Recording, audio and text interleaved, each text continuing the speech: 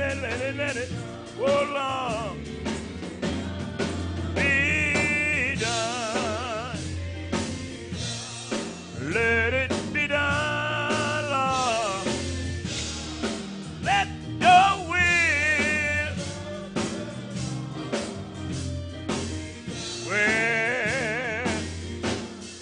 be done.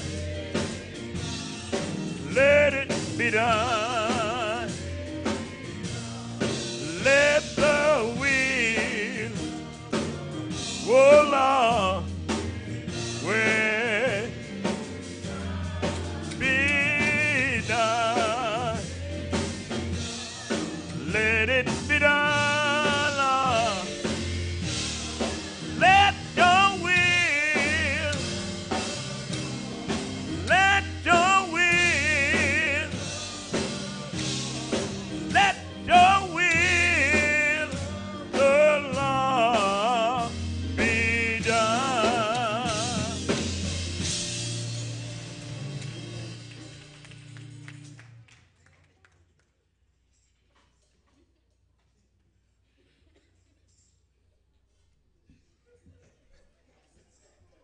Amen.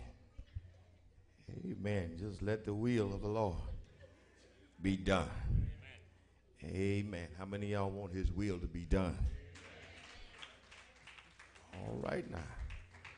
His will is not always your will. Amen, somebody. And his will comes with a price. Amen, somebody. Amen. In the book of Revelation, 3rd chapter, verse number 20, there's a bone there that needs a little picking.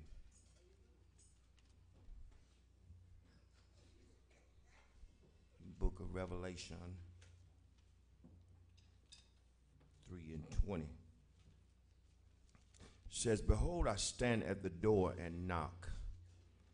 If any man hear my voice and open the door, I will come in to him and will sup with him and he with me.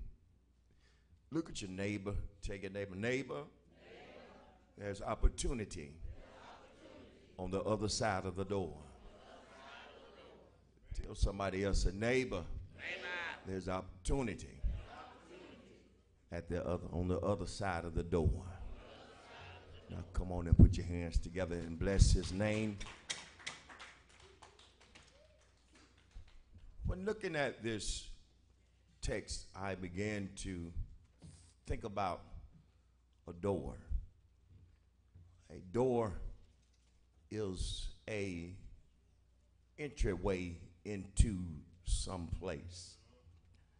And we must realize that in order for us to get to the place that's on the other side of the door has to be opened.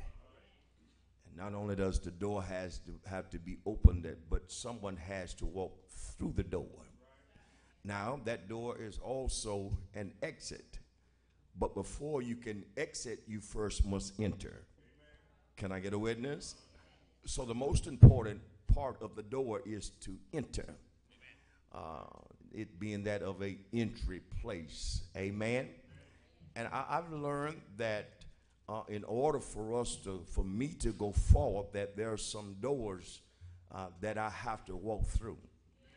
There's some doors that I have to open up. There are some doors that others has opened for me. There are some doors that we think about it, our foreparents has prepared the way for us. They have opened some doors for us, and on the other side of those doors, we're now experiencing things that they did not get to experience, but because of what they went through and are not getting the door open, we are now experiencing their labor. Yeah, can I get a witness up in here?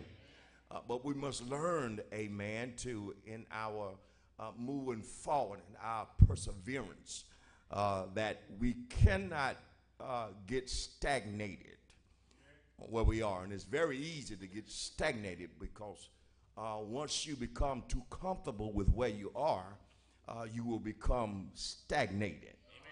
And it's a dangerous thing for a child of God to become stagnated.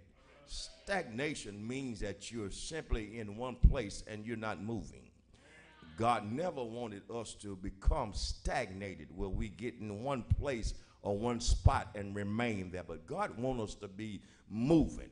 People that are moving forward. Everything about Jesus was moving forward. Everything that he taught his disciples was about moving forward. It was about progressing. Can I get a witness? And there are many of us, amen, that have become stagnated at church. Well, I wish I can get somebody in here. You're stagnated simply because you've become comfortable with where you are in the church. You're comfortable with just coming to church periodically. Coming to church when you wake up and feel like just going to church. You're comfortable with waking up and going to church when you feel like you're in the midst of a storm or situation. In other words, sometimes we use church, amen, as just something to lean on. Can I get a witness? But if you are a child of God, then church is a priority.